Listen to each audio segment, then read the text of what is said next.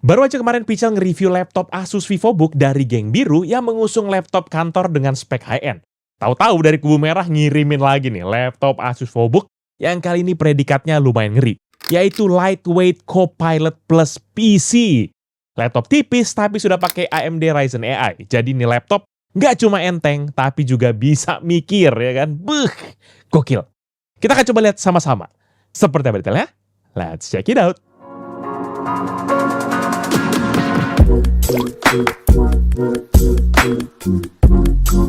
Halo guys, balik lagi bersama Pichel, dan seperti yang udah bilang tadi bahwa kali ini Pichel kembali akan nge-review sebuah laptop di level konsumer dari Asus, yaitu Asus VivoBook S14 OLED dengan kodenya M5406WA OLED S911M.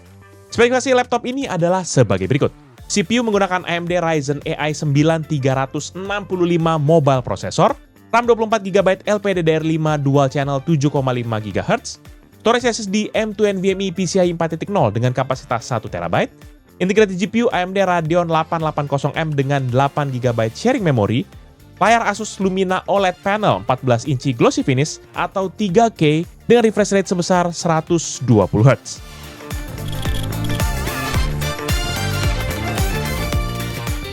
Untuk tampilannya sendiri sama seperti VivoBook yang kemarin, laptop ini tuh juga datang dalam dua varian warna, yaitu Cool Silver yang berwarna terang dan juga Neutral Black yang berwarna gelap.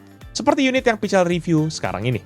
Dan untuk dimensinya sendiri ada di 31 x 22,2 cm dengan ketebalan 1,4 cm dan bobot super ringan, yaitu 1,3 kg aja. Lalu untuk detail tampilannya, Pichel bisa bilang kalau laptop ini beneran plek-ketiplek dengan VivoBook yang kemarin. Display covernya sama-sama polos dan hanya ada teks Asus VivoBook dengan metallic glossy finish yang dicetak di area kanan dari display covernya. Bedanya, VivoBook yang ini sudah pakai full metal body dengan material aluminium di chassis, display cover, dan juga back covernya. Ini bikin build quality-nya tuh lebih solid dan terasa lebih premium. Ditambah lagi durabilitasnya lebih baik karena sudah mengantongi sertifikasi military grade US MIL STD 810H. Tapi meskipun build quality-nya kuat, flexnya masih tetap kelihatan, terutama di area-area yang lebar, seperti display cover dan juga area keyboardnya. Kemudian untuk sisi dalamnya, tidak seperti VivoBook yang kemarin, VivoBook yang ini tuh punya tampilan sisi dalam yang lebih monoton. Karena di sisi nuansanya tuh kerasa lebih gelap, dan ini merupakan hasil perpaduan bezel layar dan juga palm rest-nya yang sama-sama hitam. Jadi aksen variasinya cuma datang dari font-font keyboardnya yang berwarna putih dan teks Asus VivoBook S yang ada di bagian bezel layar bagian bawah. Sementara sisi bawahnya juga sama monotonnya dengan sisi bagian dalamnya, dan hanya terdapat 3 pad karet untuk kaki-kaki dari laptopnya, dan sederet grill ventilasi untuk sirkulasi udara ke bagian internal laptop. Lalu untuk kelengkapan I/O portnya, teman-teman nanti bisa menemukan di sisi kanan dan kiri dari bodi laptopnya. Tapi jujur li ya, jumlahnya tuh sedikit banget. Karena cuma di sisi sebelah kanan hanya ada 2 LED indikator untuk power dan juga battery status, dan 2 port USB Type-A 3.2 Gen 1. Sementara sisi kirinya ada 1 port Full HDMI 2.1 TDMS, 1 port USB Type-C 3.2 Gen 1, 1 port USB Type-C 4.0 Gen 3 yang sudah support akan external display dan juga power delivery, microSD card reader, dan juga combo audio port 3,5 mm. Nah, kalau melihat setup kayak I/O portnya ini tuh kayaknya lebih fokus kepada port modern, tapi walaupun jumlahnya memang agak terbatas. Dan ini lumayan bikin problem ya buat teman-teman yang memang sering pakai banyak perangkat sekaligus. Jadi bisa dipastikan bakalan butuh tambahan dongle ataupun hub biar jadi lebih fleksibel. Tapi kalau kebutuhan I/O port teman-teman sekalian tuh nggak terlalu banyak, harusnya setup ini sebenarnya masih cukup lah buat pemakaian sehari-hari.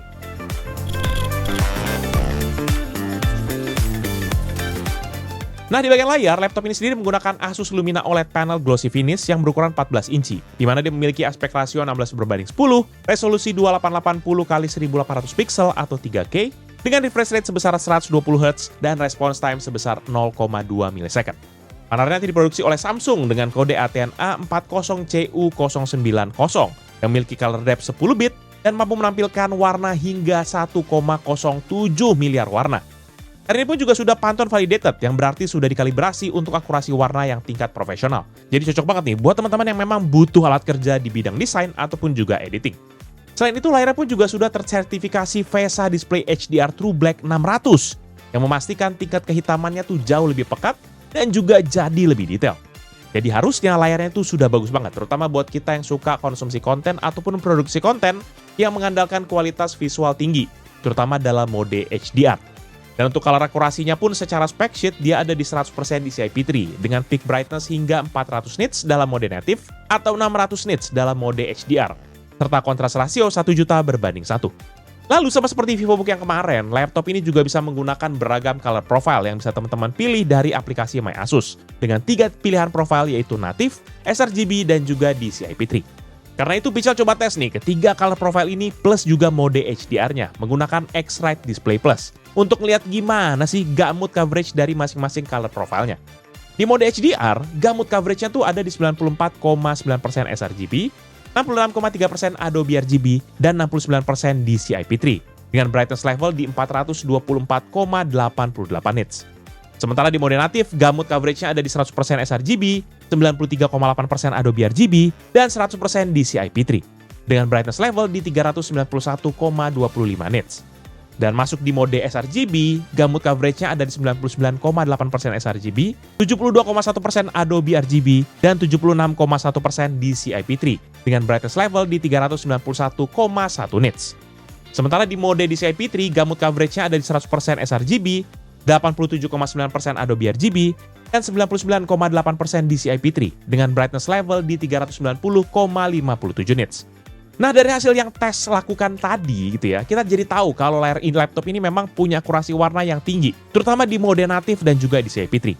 Jadi kedua mode ini tuh cocok banget buat kebutuhan editing foto ataupun video, ataupun untuk keperluan digital imaging. Tapi kalau bicara soal mode HDR-nya, gamut coverage-nya tuh justru turun cukup signifikan dibandingkan dengan mode lainnya, terutama di Adobe RGB dan juga DCI-P3. Jadi meskipun bisa dipakai buat konsumsi konten HDR, pengalaman visualnya mungkin nggak se-oke dari yang teman-teman harapkan. Ya, tapi terlepas daripada itu, memang layar ini masih punya keunggulan yang lain. Contohnya nih, soal screen to body ratio, di mana dia mencapai 87% karena bezel layarnya yang super tipis, di mana sisi kanan dan kirinya cuma 0,4 cm, bagian atas cuma 1 cm, dan di bagian bawah cuma 2 cm saja. Layarnya pun juga sudah ditopang sama 2 engsel kokoh di bagian kiri dan kanan yang bisa dibuka sampai 180 derajat. Jadi laptop ini nggak cuma nyaman buat dipakai kerja ataupun editing sendiri, tapi juga enak dibuat dipakai nonton santai ataupun sharing layar pas lagi meeting bareng teman-teman yang lainnya. Ya namanya juga laptop kantor ya kan, mesti sharing lah ya kan. Masalah kita sharing dong sama yang lain.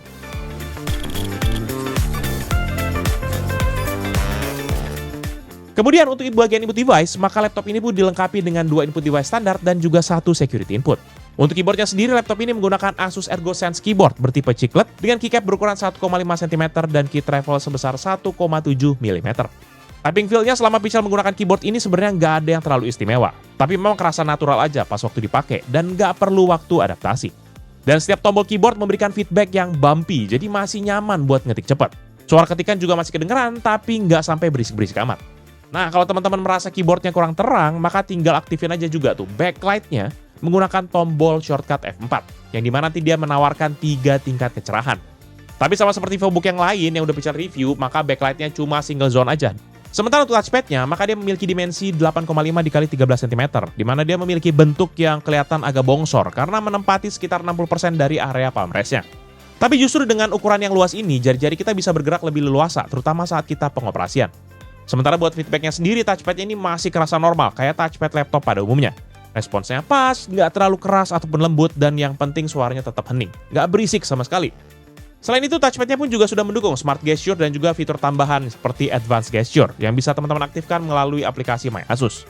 Dengan fitur ini, teman-teman bisa slide sisi kiri dari touchpad-nya buat atur volume suara, sisi kanan buat kecerahan layar, dan sisi atasnya buat rewind ataupun fast forward pas lagi konsumsi konten seperti nonton ataupun dengerin musik. Tapi kalau teman-teman ngerasa fitur itu nggak terlalu dibutuhkan, ya udah tinggal matiin aja deh, langsung lewat aplikasi dari My Asus. Begitu juga dengan touchpad-nya sendiri, kalau mau dimatikan tinggal disable aja lewat aplikasi My Asus, karena di keyboardnya sayangnya nggak ada tombol shortcut khusus buat matiin touchpad-nya ini. Ya udahlah, buat teman-teman yang penasaran, berikut ini deh bisa coba tunjukin hasil tes keyboard dan juga touchpad dari laptop ini. Check this out.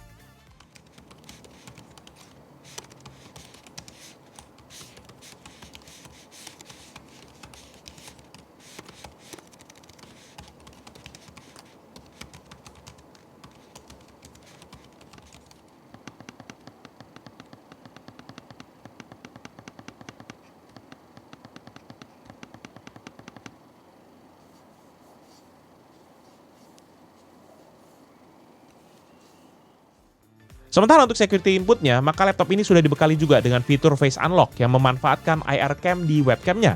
Fiturnya sendiri lumayan responsif, baik pas Pichel daftarin muka di Windows Hello, ataupun juga pada waktu kita coba login ke Windows. Ini ngebantu banget lah ya, jadi Pichel tuh nggak perlu ribet-ribet lagi masukin PIN tiap kali mau login ke Windows, ataupun verifikasi password pas lagi transaksi online, masukin password secara cepat di Google Chrome, pokoknya mantep lah, bikin urusan jadi lebih cepat. Ini Pichel sangat-sangat apresiasi. Ini kayaknya udah fitur wajib ya kayaknya sekarang nih.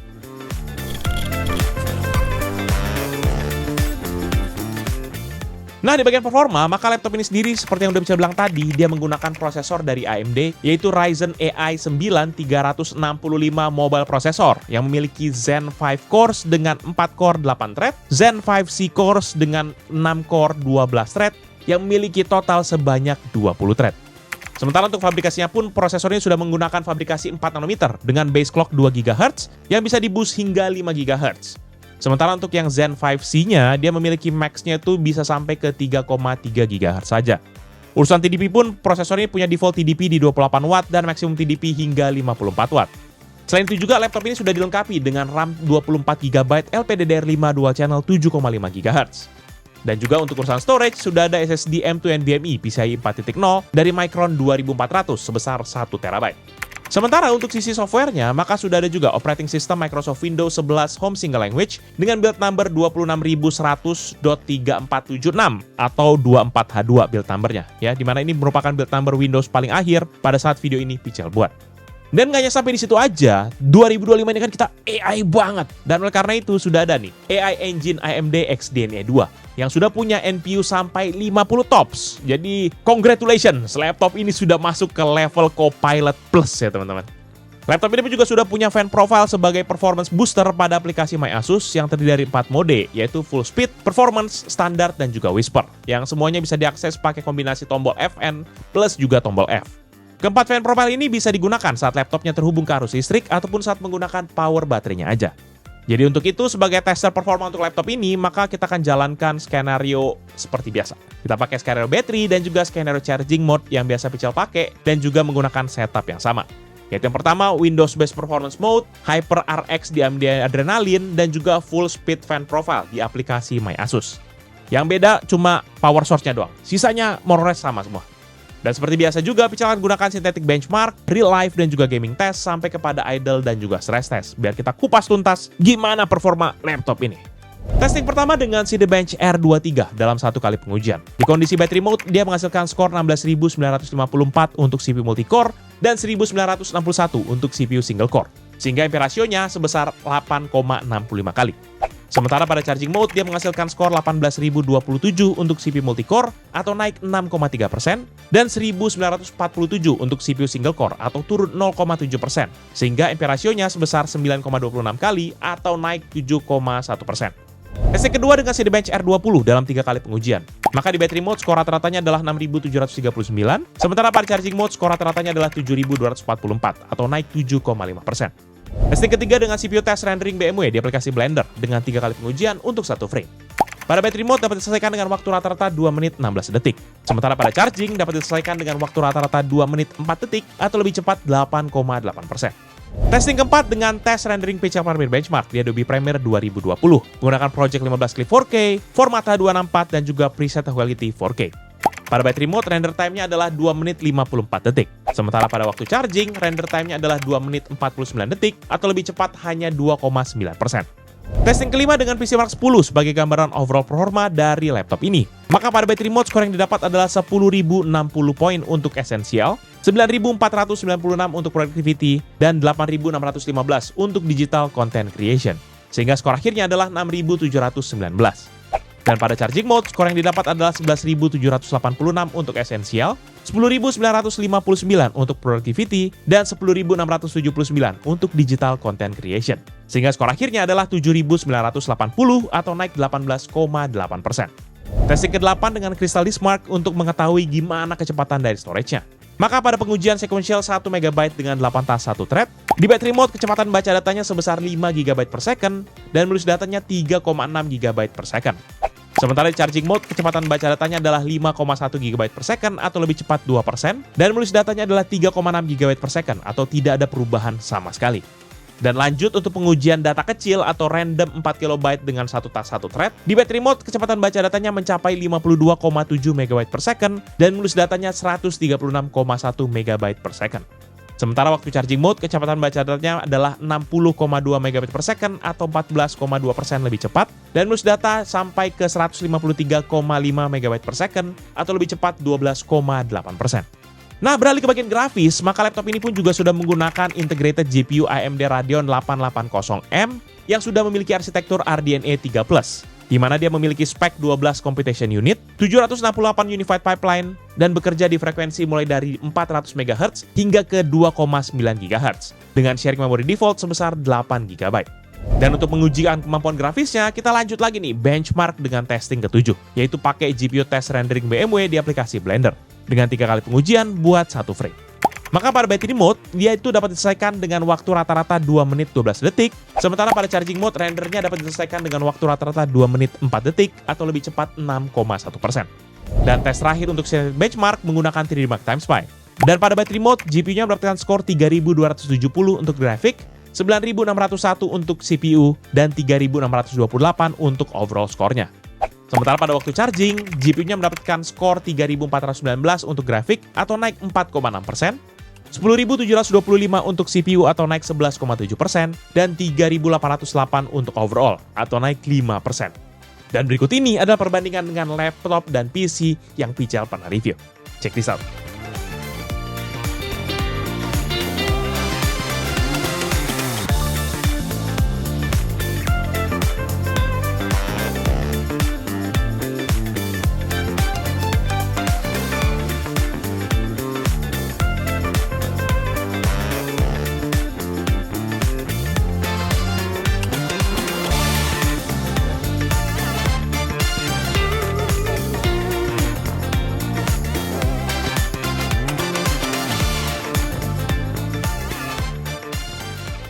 Next kita lanjut kepada gaming test, dan untuk skenario yang masih sama kayak yang tadi, yaitu menggunakan battery dan juga charging mode.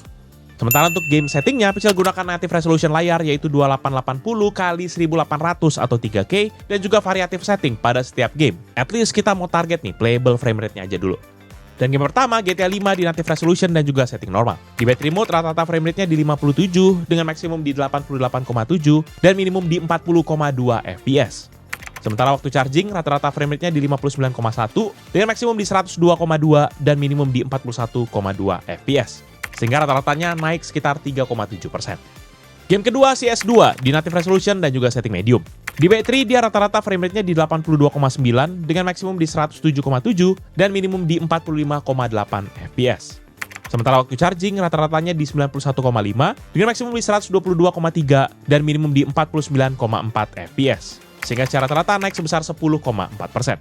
Game ketiga, Dota 2, native resolution dan juga setting high. Di battery mode, rata-rata frame rate-nya di 71,8 dengan maksimum di 92,5 dan minimum di 45,5 fps. Sementara waktu charging, rata-rata frame rate-nya di 82,9 dengan maksimum di 96,2 dan minimum di 66,7 fps. Sehingga secara rata-rata naik sebesar 15,5%. Game keempat, FC25, native resolution dan juga setting low. Di battery mode, rata-rata frame rate-nya di 28,4 dengan maksimum di 31,9 dan minimum di 10,5 fps.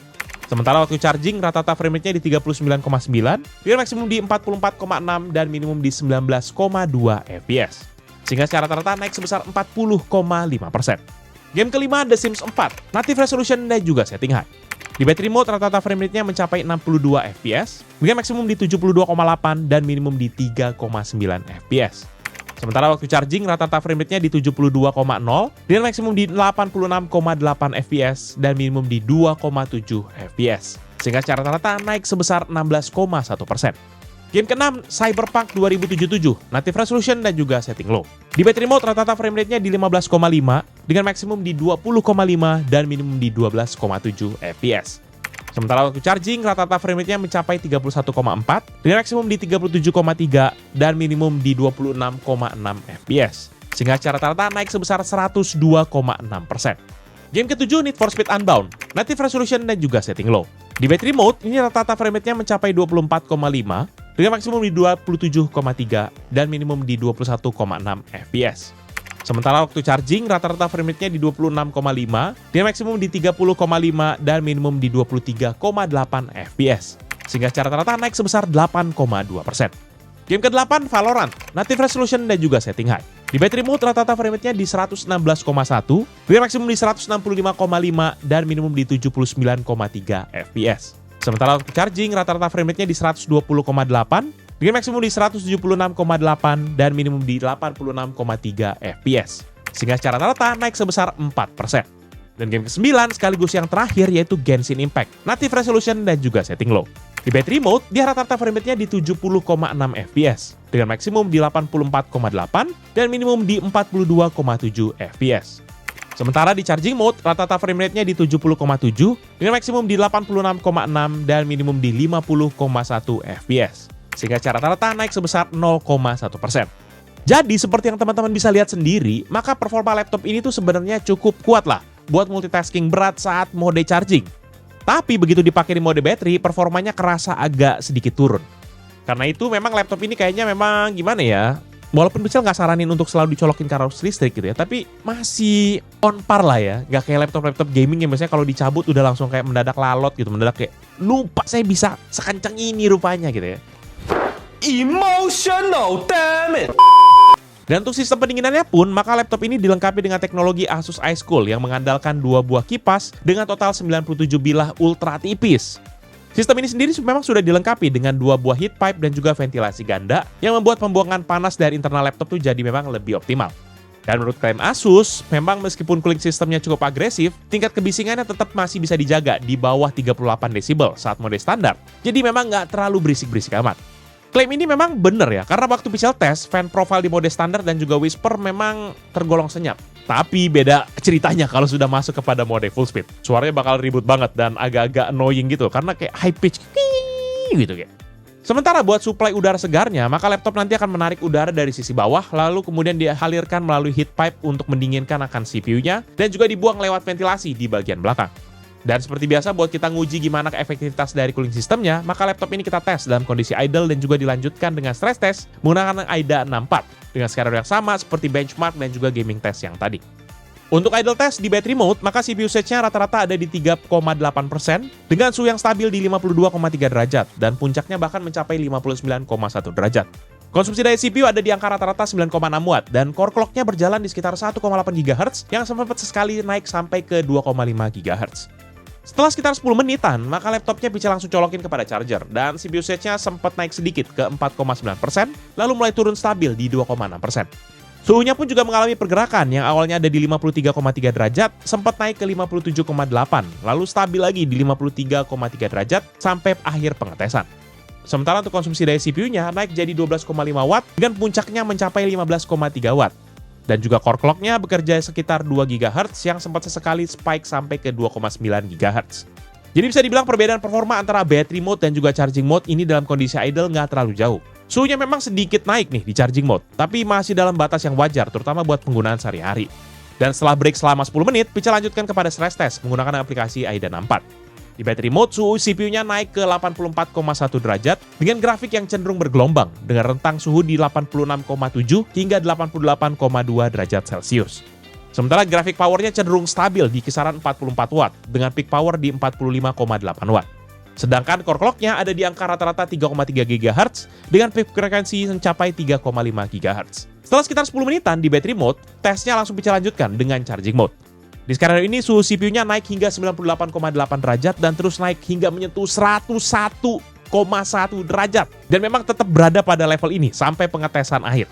Buset, ini dipakai masak air juga menurut Pichel matang ya, ini gokil. Sementara untuk power yang digunakan pun juga melonjak hingga 63,6 watt.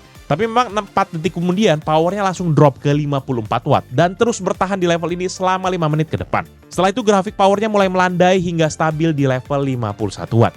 Sementara kalau untuk core clock-nya, di awal stress test dia sempat naik sedikit ke 3,3 GHz dan mengalami fluktuasi selama 5 menit berikutnya. Dengan peak frekuensi di 3,7 GHz dan juga clock terendah mencapai 1,9 GHz. Tapi setelah itu grafiknya frekuensinya cenderung stabil di rata-rata 3,4 GHz. Kalau dilihat dari hasil keseluruhan, memang nggak ada indikasi thermal throttling yang signifikan karena core clock speed-nya masih tergolong stabil. Meskipun suhu sempat menyentuh angka 100 derajat juga, tapi Pichel surprisingly kaget gitu, kayak bisa ya gitu ya. Power yang sempat ngedrop mendadak di awal charging mode ini bisa jadi tanda kalau memang sistemnya berusaha keras nih buat menjaga stabilitas suhu internalnya. Tapi perlu diperhatikan juga kalau suhu yang terlalu tinggi dalam waktu yang lama bisa berdampak kepada umur komponen dalam jangka panjang. Jadi sebisa mungkin jangan digeber sampai mati-matian begini, bisa sih satu-satu, tapi kita nggak tahu umurnya sampai kapan kalau kayak gini. Dan setelah sekitar 20 menitan di kondisi stress test, Pichel hentikan tesnya dengan total durasi testing selama 52 menit dan 4 detik. Sementara untuk suhu permukaan laptopnya pada kondisi saat battery test mode office, titik panas di sisi atas laptop ini berada di area keyboard bagian atas, dengan suhu rata-rata di 31,1 derajat dan tertingginya mencapai 34,4 derajat Celcius. Sementara di bagian bawah, titik panasnya terpusat di lokasi CPU-nya, dengan suhu rata-rata di 33,5 derajat dan tertinggi di 34,2 derajat Celcius. Lalu pada waktu saat kita stress test, maka titik panasnya di sisi atas laptop ini masih berada di area yang sama, yaitu di atas keyboard yang juga merupakan daerah exhaust ventilation dari bagian internal laptopnya. Pada area ini, suhu rata-ratanya tuh bahkan mencapai 42,8 derajat, dengan suhu tertinggi di 47,7 derajat Celcius. Sementara di sisi bawah laptop, titik panasnya masih terpusat di area chip CPU-nya, dengan suhu rata-rata di 56 derajat dan suhu tertingginya mencapai 59,4 derajat Celcius. Kalau dilihat dari hasil pengukuran tadi, secara keseluruhan memang suhu permukaan laptop ini sebenarnya tergolong tinggi ya, apalagi buat cuma sekedar dipakai harian. Tapi area atas keyboard dan juga bagian bawahnya ini bisa kerasa panas banget, terutama saat digeber dengan multitasking yang berat. Hampir mau 60, aduh gila ya, gokil juga ya. Udah cuma tinggal 0,6 lagi 60.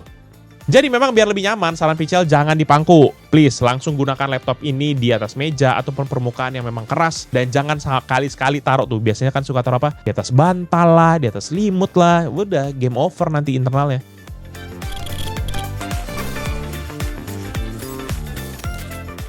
Lalu di bagian audio, maka laptop ini dilengkapi dengan sepasang stereo speaker di bagian bawah yang sudah menggunakan teknologi dari Dolby Atmos, yang sudah mendapatkan sertifikasi Hi-Res Audio dan dituning oleh Harman Kardon. Dan untungnya output suara dari speaker ini masih lebih bagus dibandingkan dengan VivoBook yang kemarin. Pichel juga bingung, kenapa nih?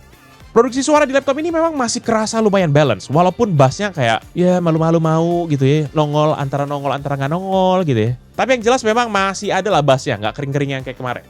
Dan waktu Pichel tes untuk kencang-kencangan gimana, berapa besar sih throughput audionya gitu ya, maka speaker ini bisa menghasilkan suara rata-rata di 100,2 desibel dengan maksimum di 106,6 desibel. Seriusan, ini kencang banget ya. Selain itu, laptop ini juga sudah dilengkapi dengan webcam dengan resolusi 2,1 megapiksel yang bisa merekam video 1080p 30 fps atau menangkap gambar dengan resolusi 1920 x 1080 piksel. Nah, Pichel, to be honest, apresiasi nih. Asus sudah mulai kayaknya makin sering munculin yang 2 megapiksel, nggak 0,9 yang kayak dulu-dulu gitu ya. Nah, sementara kalau untuk kualitas kameranya ya biasa-biasa aja sih. Nggak terlalu bagus, tapi juga nggak jelek-jelek amat. Ya, ujung-ujungnya masih lebih bagus lah dibandingkan dengan beberapa laptop yang masih pakai webcam di resolusi 0,9 megapiksel. Ini kayak nggak lip gitu loh. Maksudnya kan 0,9 sama 2,1 mungkin kita berharap 2 kali lipat lebih bagus. Mungkin 1,5, 1,4 kali lebih bagus kali mungkin. Dan sama seperti beberapa laptop yang sudah menggunakan fitur AI, maka webcam laptop ini pun juga sudah menggunakan Windows Studio Effect yang memang berguna banget, terutama buat kita yang suka meeting online. Dan plus webcamnya pun juga sudah punya privacy cover yang bisa kita buka tutup secara manual. Selain itu, seperti yang sudah Pichel bahas di bagian input device, maka webcamnya pun juga sudah dilengkapi dengan IR kamera buat keperluan face unlock yang bisa digunakan untuk beragam kebutuhan verifikasi. Dan buat yang penasaran, berikut ini deh Pichel coba tampilin hasil tes dari speakernya dan juga dari webcam laptop ini. Check this out.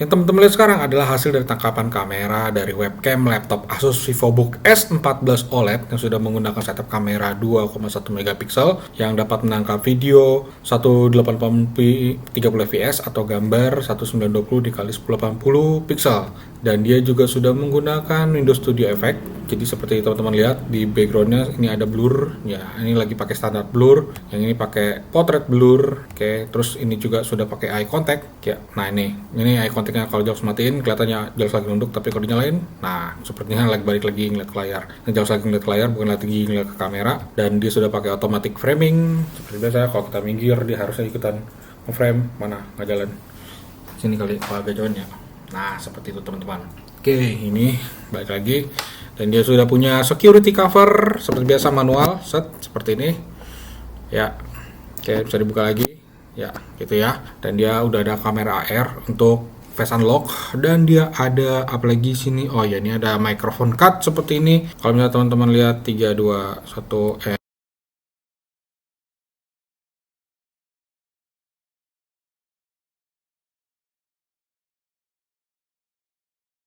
Ya, cek. Udah balik lagi. Ya itu aja privasinya. Jadi ya so far kualitasnya oke lah. Ini jalan lagi dalam studio dengan dua softbox sebelah sini sama sebelah situ. Ya kelihatan ya, exposure kelihatan nih sebelah sini. Kalau agak jauh jadi sebelah sini. Terus kalau agak jauh agak bagus kok, tapi jadi kelihatan lebih banyak noise-nya. Ya, dari kanan kiri kamera juga ada lubang-lubang mikrofon, jadi harusnya suara jelas sudah tertangkap karena dia sudah menggunakan AI noise cancellation. Jadi harusnya suara-suara di sekitar jadi kelihatan tersaringnya.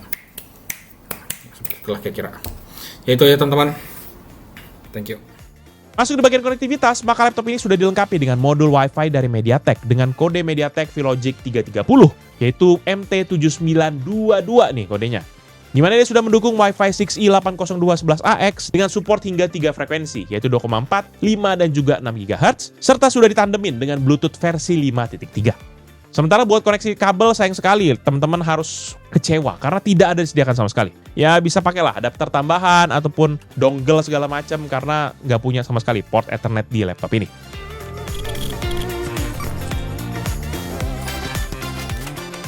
Masuk di bagian baterai, maka laptop ini pun juga sudah menggunakan baterai internal berbahan lithium polymer berkapasitas 75.000 mAh dengan kode C41N2304. Dalam pengujian PC Mark 10 dengan scanner Modern Office di battery mode dengan fan profile full speed, maka baterainya bisa bertahan hingga 8 jam 13 menit dari 100 hingga 3%. Dan di fan profile standar, baterainya dapat bertahan hingga 8 jam 18 menit dari 100 hingga 1% baterainya. Atau bertahan lebih lama sekitar 1% lah dibandingkan dengan fan profile full speed. Sementara di skenario gaming di battery mode dengan fan profile full speed, baterainya tuh bisa bertahan selama 1 jam 7 menit dari 100 hingga 2%. Sementara pada waktu fan profile standar, baterainya dapat bertahan selama 1 jam 21 menit dari 100 hingga 2% nih baterainya. Atau bertahan lebih lama sekitar 21% dibandingkan dengan fan profile yang full speed. Jadi teman-teman bisa lihat bahwa bagaimana dayanya sendiri sebenarnya nggak terlalu berbeda jauh antara yang full speed sama yang nggak full speed. Paling coba waktu gaming aja nih, karena ya dia kan digeber dengan maksimal, sehingga akan terjadi ya perbedaan lah ya. Tapi coba kalau lihat yang tadi Modern Office nggak terlalu banyak berbeda kan, karena itu kadang-kadang cuma ini aja sih. Asumsi kita kalau fan-nya lebih cepat ini akan baterainya boros banget. Nggak juga, nggak boros-boros amat juga sih. Dan untuk mengisi dayanya, maka laptop ini sudah dibekali juga dengan charger output maksimum 20 volt 4,5 ampere atau setara dengan daya 90 watt. Saat diuji dalam mode standar di aplikasi My Asus, baterainya dapat berisi penuh dari 2% hingga 100% dalam waktu 1 jam 42 menit. Sementara kalau dalam mode full speed, baterainya dapat berisi penuh dari 2 hingga 100% dengan waktu yang hampir sama, yaitu di 1 jam 44 menit. Kalau menurut Pichel memang ya daya tahan baterainya sih nggak usah dipungkiri lagi lah. Ini 8 jam di scanner Modern Office udah sangat oke. Terutama buat laptop dengan spesifikasi yang tinggi banget kayak begini. Nggak tinggi-tinggi amat sih ya, cuma mid-high ya. Jadi meskipun waktu chargingnya selama 1 jam 40 menitan, masih tergolong sebanding lah buat kerja seharian, terutama buat kita yang ya suka nggak terlalu gampang ketemu sama colokan. Kan jadi pas tuh baterai laptopnya habis ya langsung pulang gitu, 8 jam. Oke, baterai saya udah habis, saya kebetulan tidak bawa charger, saya pulang aja ya gitu.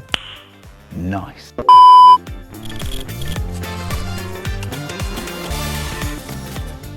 Kemudian untuk pembahasan yang terakhir yaitu soal kemampuan dari upgrade laptop ini. Untuk RAM-nya sendiri teman-teman harus puas dengan setup yang ada karena posisi RAM-nya sudah onboard dan tidak disediakan lagi slot RAM tambahan. Ini mungkin dibuat Asus buat ngejar supaya bodi laptop ini tuh tetap tipis, jadi slot RAM-nya harus dikorbankan. Pichel sih to be honest agak menyayangkan kondisi begini karena biasanya kan VivoBook itu terkenal dengan upgradability-nya. Kalau kayak begini Anda sama seperti kayak Zenbook jadinya, ya kan? Dan untuk sisi storage-nya pun sebenarnya nggak beda jauh karena cuma tersedia satu slot M2 NVMe 4.0 yang sudah terisi dengan modul storage NVMe berkapasitas 1 TB, di mana dia support dengan tipe 2280 atau yang paling panjang. Jadi kalau teman-teman mengekspansi akan kapasitas storage-nya, mau nggak mau cuma mengganti modul yang sudah ada dengan kapasitas yang lebih besar. Pichel lagi-lagi kecewa nih, minimal VivoBook 2 lah. Ini kan kita buat laptop kerja, bos. Ini harus bisa jangka panjang, ya kan? Ya, selebihnya sih nggak ada lagi opsi upgrade untuk laptop ini. Overall, menurut pribadi Pichel, laptop Asus VivoBook S14 OLED dengan kode produksi M5406WA OLED S911M ini merupakan sebuah laptop yang cocok banget buat kita pakai daily driver. Karena memang secara desain, laptop ini memiliki body yang compact dan build quality yang terbilang mumpuni, serta nggak terlalu kelihatan mencolok lah. Jadi seharusnya aman-aman aja buat teman-teman yang aktivitas pekerjaannya sering-sering mobile, tapi butuh performa yang tetap bisa diandalkan. Ditambah lagi dengan dapur pacunya yang sudah menggunakan prosesor AMD Ryzen AI 9365 yang tidak lain dan tidak bukan adalah prosesor level yang high-end, sudah pasti membuat laptop ini bisa melibas segala jenis kebutuhan teman-teman sekalian. Mau cuma sekedar nonton, bisa. Ngerjain Excel, bisa. Mau pakai AI, ada. 50 tops, bro. Ya kan? Dan jangan lupa juga, dari sebuah performa yang oke tadi, baterainya pun juga masih bisa awet. Diajak kerja 8 jam, bisa. Tapi, sayangnya, Anda ini seperti Genbook, seperti saya bilang tadi. Opsi upgrade-nya terbatas banget, bener-bener kayak Genbook. Cuma bisa ganti akan storage-nya doang. RAM-nya udah on board, nggak ada slot tambahan, dan juga slot NVMe-nya juga cuma 1. Ini nggak tahu nih, arahnya kemana nih. VivoBook itu laptop kerja, bos. Ya, saya tekankan, Asus VivoBook itu laptop kerja. Harus bisa di-upgrade, bisa jangka panjang. Tapi buat teman-teman yang mungkin ngerasa, udahlah, udah cukup kok, udahlah bang, nggak usah banyak komplain. Ya udah terserah aja, angkut aja, silahkan. Dan teman-teman kalau memang mau angkut ya kan, mumpung THR-nya udah cair nih ya, maka teman-teman bisa tebus dengan harga 20 juta kurang dikit di online shop dari Asus Indonesia. Gimana? Kemahalan, kemurahan, atau emang cuma sekedar nonton doang kagak beli? Mau ngincar yang laptop second ada, ntar lagi sabar ya. Kalau memang mau beli silakan, kalau enggak ya udah diintip-intip aja, dibawa dalam doa aja. Dan kalau teman-teman yang berminat dengan produk ini atau mau cek produknya, jangan lupa untuk cek di deskripsi yang Pichel akan tulis di bawah ini. Ya, bisa langsung check out. Pichel udah siapin juga nanti di keranjangnya. Jangan lupa juga untuk like dan juga share video ini, plus kunjungi sosial media dari Pichel Techno serta Pichel Media Group, yaitu Facebook, Twitter atau X, Instagram, TikTok, dan juga website yaitu pichelmediagroup.com. Jangan lupa main-main juga ke YouTube channel kita yang lain di bawah Pichel Media Group, seperti Pichel Main Game yang bahas soal game konsol, PMG Fams yang bahas soal aktivitas Pichel serta keluarga, dan Pichel Toys Time yang bahas soal mainan. Jangan lupa teman-teman pada subscribe ya. Jadi itu dia Pichel kali ini. Thank you guys for watching. See you the next video. Bye-bye. Saya masih kecewa. Asus saya kecewa. Ini VivoBook rasa Genbook. Ya, tapi premiumnya kagak. Speknya dalamnya. Kenapa dah? Aduh.